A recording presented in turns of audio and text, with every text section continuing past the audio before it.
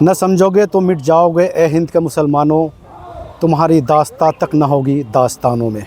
ये हमारे ख़िलाफ़ है, हमारी शरीयत के भी ख़िलाफ़ है और हमारे संविधान के भी ख़िलाफ़ है, क्योंकि ये एक तरह से हमारा जो संविधान का आर्टिकल 14, 15, 25, 26, 29 और 30 के ख़िलाफ़ है। साथ ही साथ हमारे शरीयत के ख़िलाफ़ है। हम मुसलमानों पे सीधी तौर पे ये हमला है।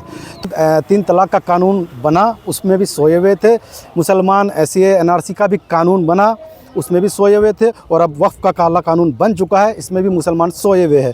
और ये मोदी सरकार का यही तक ख़ात्मा नहीं होगा। इसके बाद यूनिफॉर्म सिविल कोड लाएगा और इसके बाद हो सकता है आपका वोटिंग अधिकार भी छीन लिया जाए कानून बना के। तो हम उनको जगाने का काम कर रहे हैं। एडवोकेट शम्स आगा साहब, आज आप यहाँ जो है ऐतिहासिक धरती पर मौजूद हैं। वक्फ संशोधन कानून को लेकर के जो प्रोटेस्ट होना है, तो क्या कुछ तैयारियाँ हैं और क्या कुछ होने का प्लान है, बताइए सर। सबसे पहले तो मैं किशनगंज ज़िला के तमाम लोगों से गुजारिश करता हूं कि वो 20 तारीख 10 बजे से लहरा मैदान, लहरा चौक में आए और अपना एकजुटता दिखाए और इस प्रोग्राम को कामयाब करें। न समझोगे तो मिट जाओगे ए हिंद के मुसलमानों, तुम्हारी दास्तां तक न होगी दास्तानों में। मैं जैसे कि नेहाल भाई, ये आप लोगों को जानकारी होगी कि ये वक्फ़ का कानून जो है वो पास हो चुका है और ये हमारे ख़िलाफ़ है, हमारी शरीयत के भी ख़िलाफ़ है और हमारे संविधान के भी ख़िलाफ़ है, क्योंकि ये एक तरह से हमारा जो संविधान का आर्टिकल 14, 15, 25, 26, 29 और 30 के ख़िलाफ़ है।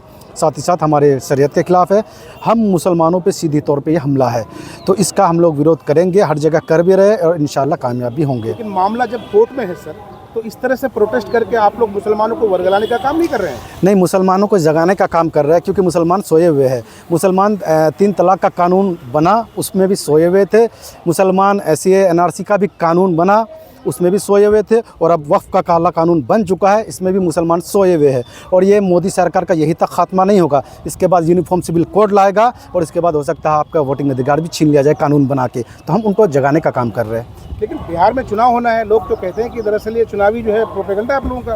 नहीं, बिल्कुल नहीं। अगर ये कानून नहीं बनता तो हम लोग इस तरह का कुछ नहीं करते, तो चुनाव के बाद लाना था। ये तो हो सकता है कि मोदी सरकार का चुनाव प्रोपेगेंडा है, नीतीश कुमार का चुनावी प्रोपेगेंडा है, क्योंकि उनको पता है कि लोकसभा में उनको M वोट ना के बराबर मिला है, तो इसलिए वो खुल के आप मैदान में आ चुके हैं H वोटों के लिए।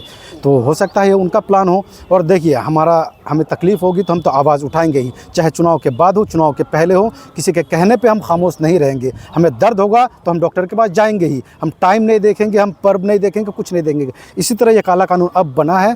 और रही बात सुप्रीम कोर्ट का, तो सुप्रीम कोर्ट में सुनवाई चल रहा है। सुप्रीम कोर्ट ने कोई डायरेक्शन नहीं दिया है कि जब तक सुनवाई चल रहा है तब तक आप धरना नहीं कर सकते, प्रोटेस्ट नहीं कर सकते, मीडियाबाजी नहीं कर सकते। तो ये इस तरह का कोई गाइडलाइंस नहीं आया सुप्रीम कोर्ट की तरफ से। तो सुप्रीम कोर्ट में तो हम लोग अपना लड़ाई जारी रखे हैं। साथ ही साथ हम लोग यहाँ अपने मैदान में भी लोगों के बीच भी लड़ाई जारी रखेंगे। कार्यक्रम में कितने लोग आएंगे, क्या बाहर से कुछ गेस्ट आएंगे, और इस कार्यक्रम के जरिए क्या संदेश देना चाहते हैं? देखिए, बाहर से तो जो पॉलिटिकल पार्टी के गेस्ट नहीं आएंगे, लेकिन जो कौमी तंजीम है उनके गेस्ट आएंगे। उसके अलावा लाखों की तादाद इसमें मौजूद रहेंगे।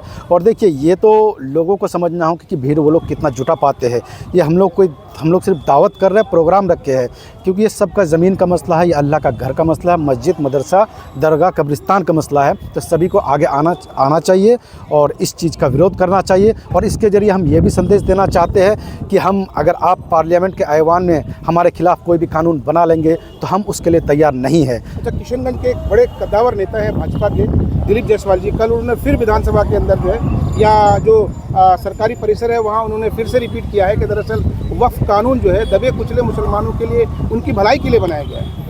तो एक काम कीजिए, दिलीप जायसवाल को बोलिए कि जो हिंदू बोर्ड होता है, हिंदू ट्रस्ट होता है, उसमें जो दलित होते हैं, जब उनको इज्जत नहीं मिलता, मान सम्मान नहीं मिलता है, उन बोर्ड में दलितों को शामिल करें, उन बोर्ड में मुसलमानों को शामिल करें और उनको शेड्यूल कास्ट, शेड्यूल ट्राइब से हटा के उनका प्रमोशन करें और उसमें रिजर्वेशन दें। उन्होंने ये भी बात कही है कि इस कानून को कम से कम 1 साल देख लीजिए, अगर 1 साल बाद अगर लगेगा कि नहीं इससे नुकसान है। नहीं, इसमें देखना क्या है, देखिए इसमें कुछ ख़तरनाक चीज़ें हैं जो आपको समझने की ज़रूरत है। सबसे पहला, जो 22 मेंबर का कमेटी होगा, लिखा ज़रूर गया है कि 2 हिंदू होंगे, लेकिन इनडायरेक्टली उसमें कम से कम 12 लोग हिंदू होंगे, 10 लोग मुसलमान होंगे।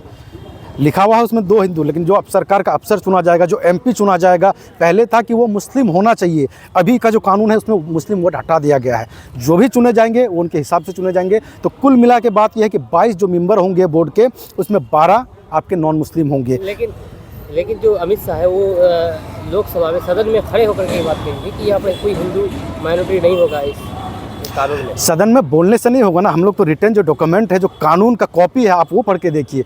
उसमें लिखा हुआ है, उसमें ये नहीं लिखा हुआ है कि सिर्फ मुस्लिम होंगे मेंबर। तो अमित शाह झूठ बोले हैं? अमित शाह सीधे तौर पे झूठ बोल रहे हैं, और वो ये भी झूठ बोल रहे हैं कि मुसलमानों के लिए भलाई के लिए है। आप मुसलमानों को भलाई करना चाहते तो पहले जो वक्फ कानून था 1995 वाला और 2013 वाला, उसमें ये था कि अगर कोई वक्फ का प्रॉपर्टी को चोरी छिपे बेचते हैं या अपने नाम करते हैं तो उनको 2 साल का सज़ा होगा, वो नॉन वेलेबल होगा और कॉग्निजेबल होगा। लेकिन अब उस चीज़ का कानून को जो सज़ा है वो 6 महीना का कर दिया है और उसको वेलेबल भी बना दिया गया है। मतलब जो चोरी करेगा वक्फ का प्रॉपर्टी उसमें भी कम कर दिया गया है। तो इसमें कहाँ प्रमोट कर रहे हैं मुसलमानों को?